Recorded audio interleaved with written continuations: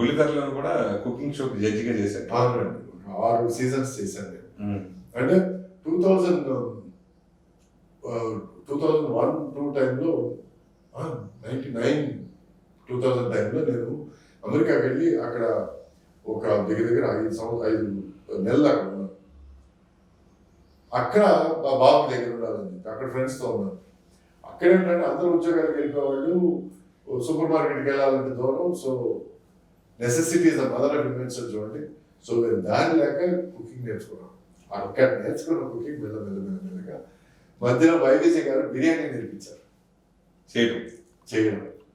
So ఆమె దగ్గర recipe తీసుకొని మొత్తానికి ప్రయత్నం చేసి మొత్తానికి ఇటాలియన్ కానీ, జాపనీస్ కానీ, చైనీస్ కానీ, థాయ్ కుకింగ్ కానీ, ఏషియన్ కుకింగ్ కానీ, గ్రిల్స్ కానీ అన్ని చేస్తాను. అమితంగా ఇష్టపడే డిష్ ఏంటి మీరు బాగా ఇష్టపడే? బిర్యానీ, చికెన్ బిర్యానీ, మటన్ బిర్యానీ బాగా ఇష్టపడి ఇప్పుడు కొంచెం అవాయిడ్ చేస్తాను. అంటే మీరు ఇది బాగా ఇష్టపడే మధ్యలో ఆయన పట్టి చూసుకోకుండా ఫుల్గా చేస్తే కొంచెం లావుగా అయ్యారు. అది ఎఫెక్ట్ అయినట్టుంది. అంటే ఈ లాభం అవ్వడం కారణం ఏంటంటే ఆమె ఫుడ్ అండి. ఫస్ట్ ఆఫ్ ఆల్ ఈ జడ్జిగా చేయడం వల్ల 12 మంది కంటెస్టెంట్లు రోజుకు 4 డిష్లు వండిస్తే దాన్ని టెస్ట్ చేయాలి, ట్రై చేయాలి. సో దానివల్ల సగం బ్యాడ్ అయింది. అది కాకుండా నేను వంటల మీద ప్రయోగాలు చేయడాలు, దాన్ని నేనే తినడాలు, కొన్ని డిష్లు మిగతా వాళ్ళు తాగకుండా నేనే ఫినిష్ చేయాల్సిన పరిస్థితులు తయారై మధ్యలో కొంచెం అవుట్ ఆఫ్ షేప్ అయ్యాను. సో ఇప్పుడు అటువంటి ప్రయోగాలు ఏం చేయడం లేదు. వంటలు తగ్గించుకున్నాను, వ్యాయామం మీద ఎక్కువ కాన్సన్ట్రేట్ చేస్తున్నాను. మీతో పాటు కెరీర్ ప్రారంభించిన వాళ్ళు చాలా మంది సినిమాలో కొనసాగుతూనే ఉన్నారు. వాళ్ళతో మీ రిలేషన్ ఎలా ఉంటుంది? అప్పుడప్పుడు కలిసి మాట్లాడుకుంటూ ఉంటారా ఏంటి? నాకు నంబర్ 1 అన్నయ్య గారు, చిరంజీవి గారు. నాతో కలిసి కాదు, ఆయన సీనియర్. అంటే మితమైన ప్రేమ. ఆయన డెడికేషన్ కానీ, ఆయన కష్టం కానీ, ఆయన నిజాయితీ కానీ, నిజాయితీ మనుషులతో కానీ, పర్ఫార్మెన్స్లో నిజాయితీ కానీ, అండ్ ఇంటర్పర్సనల్ రిలేషన్షిప్స్ నచ్చితే భయంకరంగా నచ్చేస్తుంది దానికి. అటువంటి ఒక ఆప్యాయత గల మనిషి ఆయన. ఇది కాకుండా నాకు శ్రీకాంత్ అంటే బాగా ఇష్టం. ఎందుకంటే మొదటి రోజు నేను ఫస్ట్ డైరెక్టర్ నేను హీరోగా చేశాను, తను విలన్గా చేశాను. శ్రీకాంత్ మీనా హీరోయిన్. డైరెక్టర్ వచ్చి మొత్తం రాజమండ్రిలో చేశారు షూటింగ్. నాగేశ్వర గారు ఉన్నారు ఆ సినిమాలో. ఈయన లేడీస్ డైరెక్టర్. ఆయన సుహాసినితో చాలా సినిమాలు చేశారు.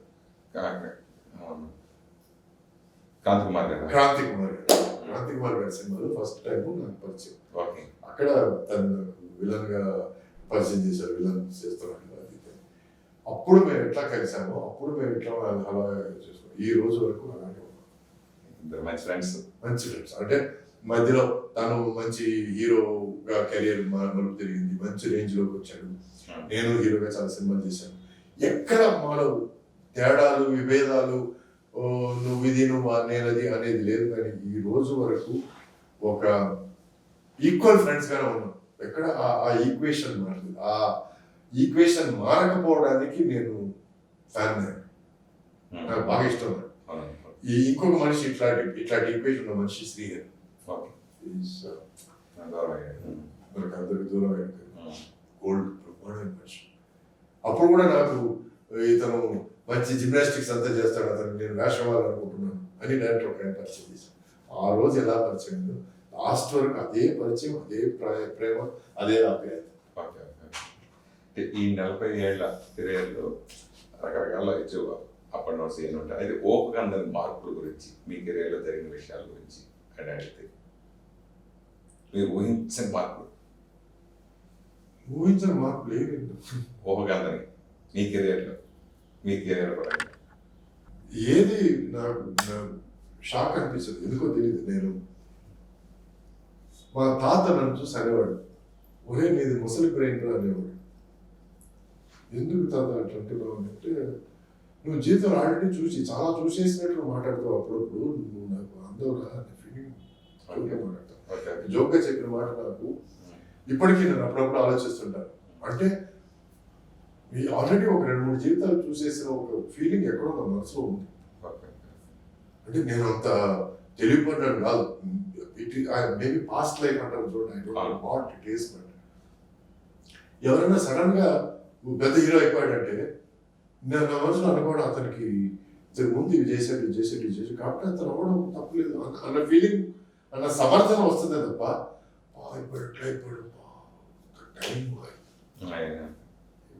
అతనికి దేవుడు అతనికి ఇవ్వాల్సిన ఒక రివార్డ్ ఇచ్చాడు. అతను లోపల ఏమేమి కష్టం చేశారని బయట చాలా మంది తెలియపోవచ్చు, కానీ తెలుసుకోవడం మన బాధ్యత. ఎవరికి ఊరికే దేవుడు ఏమి ఇచ్చాడండి. ఇప్పుడు కొండేటి సురేష్ ఈ పరిస్థితిలో ఉన్నాడంటే తను పడ్డ కష్టాలు కానీ తను తిరిగిన ఎన్ని ప్రదక్షిణాలు చేశాడు, ఎన్ని కష్టాలు చేశాడు, ఎన్ని ఆఫీసుల చుట్టూ తిరిగాడు, అవన్నీ ఎవరికి చెప్పుకోకుండా ఎన్ని విషయాలు చేశాడు, ఇవన్నీ తెలుసుకుంటే మనకు కొంచెం మైండ్ బ్రాడ్ అవుతుంది. మిమ్మల్ని మీరు అప్డేట్ చేసుకుని ఎలా ముందుకు సాగారు అంటే అప్డేట్ అంటే నేను క్వశ్చన్ ఇది మీ ప్రీవియస్ క్వశ్చన్ కి ఆన్సర్. ఇది చేశారు కదా జీరో పని చేశారు ఎందుకు అంటే అది నా దృష్టిలో అప్డేట్. వరుసగా ఒక 50 సినిమాలు చేసేసి ఆ తర్వాత 51 సినిమాలు కిక్కే ఉందండి. ఒక చిన్న బ్రేక్ తీసుకొని వేరే ఏదో చేసి మళ్ళీ తిరిగి సినిమాకి వస్తే మళ్ళీ ఒక చిన్న ఫ్రెష్నెస్ వస్తుంది. ఇప్పుడు కూడా నేను తీసుకున్న ఒక చిన్న బ్రేక్ వల్ల నాలో ఎంతో ఫ్రెష్నెస్ ఫీల్ అవుతున్నాను నేను. ఈరోజు I can't wait to enter a film set, I can't wait to speak dialogue, can't wait to do good roles. So అప్పుడప్పుడు బ్రేక్ తీసుకోవాలి, లేకపోతే అదే ఆఫీసు, అదే గడప, అదే ఫైల్స్, అదే బుక్స్ బోర్ కొడుతుంది కదా. సో ఇది అప్డేట్ అవ్వడం. సినిమా రంగు మీ ప్రతిభని ఎంతవరకు గుర్తించింది అంటే మీరు రకరకాలన్నీ చేశారు దాంట్లో ఇది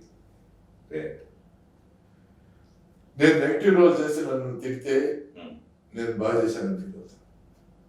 తిడితే నేను కామెడీ రోల్ చేసి నేను ఎక్కడికైనా వెళ్ళానంటే సార్ జోక్ చెప్పండి సార్ ఆ లుక్ ఇచ్చారు సార్ మళ్ళీ ఇవ్వండి సార్ అంటే దాన్ని చూసి నొచ్చుకోకుండా వాళ్ళు నా పర్ఫార్మెన్స్ అంత ఎంజాయ్ చేశారని నేను ఫీల్ అవుతాను. ఓ లేడీస్ క్యారెక్టర్ చేస్తే పుట్టిన పరిచయం లాంటి క్యారెక్టర్ సార్ పెళ్ళాన్ని వదిలేసి ఎందుకు సార్ అట్లా బయట వెళ్తారు మీరు పాపం రాసి రంపాలు పెడతారు కదా సార్ అని ఇట్లా అంటే ఓకే నేను చేసిన పర్ఫార్మెన్స్ బాగుంది.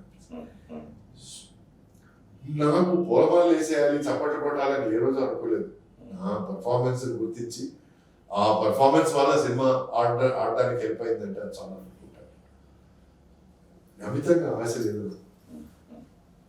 ఆ సినిమా ఆడడానికి నేను 20% 30% హెల్ప్ అయితే చాలా.